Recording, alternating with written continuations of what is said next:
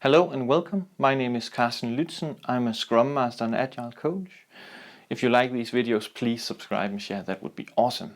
Today I'm showing another liberating structures that I learned from Barry and Christian from the Liberators, which is super awesome and is quite versatile as well. It can be used for mapping out what are you as a department spending time on, or what are you as an individual spending time on, or what are you as a team spending time on, or personal relationships and stuff like that. It's really awesome. But let's go with the setting of a department or a team, figuring out what are we spending time on and what should we do less and more of, for instance. The idea is to introduce it as something that we see in nature, right? We see this life cycle all the time around us, and then harness the idea of that into this facilitation is actually quite nice. So I've done it a couple of times, and what I do is I make this infinity symbol on the floor in a rather big scale, and that works really well. And then I have a smaller version for each of the participants. But the model goes as follows.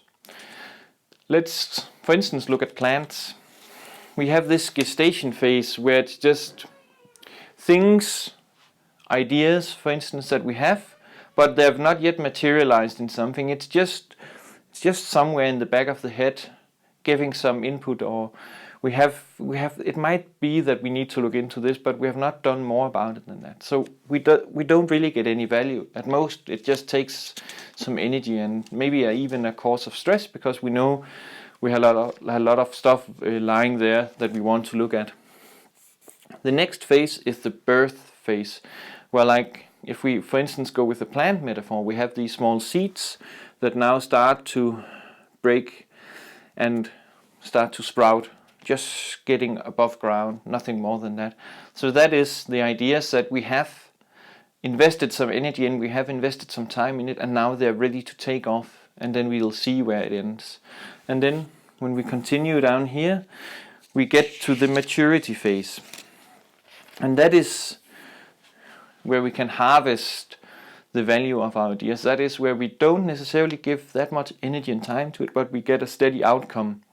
We get a lot of value returned from these things.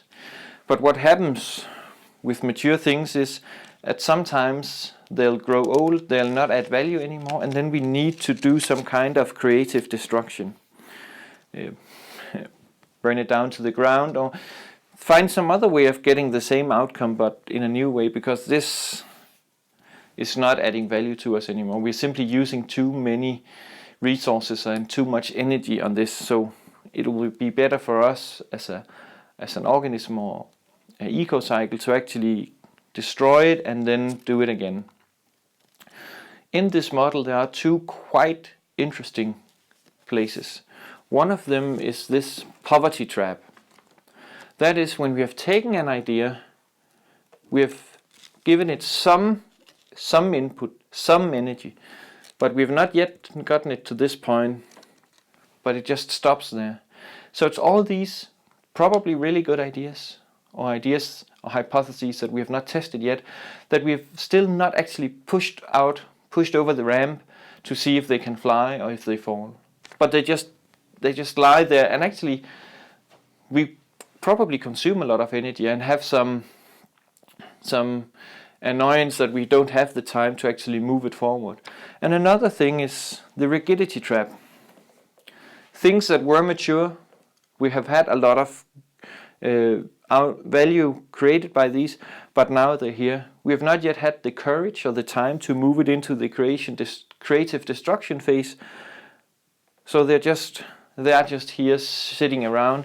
It can be everything. It can be reports, it can be relationships, whatever that doesn't really add value to us anymore. What is super important then, when we then facilitate it and we have introduced this model, is use, for instance, the 1-2 for all thing here. So give people maybe a minute individually to sit, map out the activities that they're spending time on, then maybe a minute more to plot it in or wait. And then in pairs, team up, go through what the individuals wrote down as activities that they're doing and start to place it on the Ecocycle. Then in groups of 4, have the groups of 4 go through what they have come up with to put on the Ecocycle and put it on the big Ecocycle on the floor maybe, and then all go through, walk through the Ecocycle. Anything that's surprising, anything that you did not see there but you actually thought would be over there, and so on. And then we can start to focus on outcomes. So let's say we have something in the rigidity trap. How do we know that it's actually moved to creative destruction? What are the telltale signs that this has happened? Then we can start to figure out what actions do we then need to take to get it there, or from here, or wherever it is in the Ecocycle that we're focusing. If you think this sounds interesting, I'll post a link in the description to a brilliant article by Christian from the Liberators, where he goes much more in depth with this model, but it's super awesome and I can really recommend it. Then look into it, it's awesome. And then please subscribe and share, and comments, questions, ideas, feedback are more than welcome. Have a nice day.